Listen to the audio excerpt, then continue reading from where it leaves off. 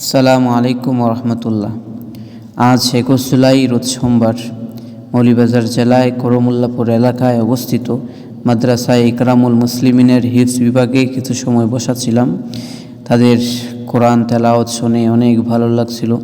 ছোট্ট সোনামণিদের চেহারায় যখন তাকিয়ে থাকলাম তখন মনে পড়ে গেল আজকের মাইলস্টোন কলেজের ছোট্ট সোনামণিদের কথা, যাদের অনেকেই আক্রান্ত আহত হয়ে বেডে শুয়ে আছে।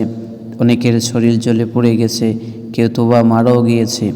মনে পড়ে গেল এই সমস্ত শিক্ষার্থীদের মা বাবার আহাজারি রুনাজারির কথা। এই ঘটনা আমাদেরকে মর্মাহত করেছে। আমাদের দেশবাসী অনেক দুঃখ পেয়েছেন। আমরা দোয়া করি এই সমস্ত মানুষদের উপর আল্লাহ রাব্বুল আলামিন রহম করুন, করুণা করুন। যারা মারা গিয়েছেন তাদেরকে শহীদের মর্যাদা দান করুন। যারা মুসিবতগ্রস্ত হয়েছেন আল্লাহ যেন তাদেরকে কুদরত থেকে সাহায্য সহযোগিতা করেন।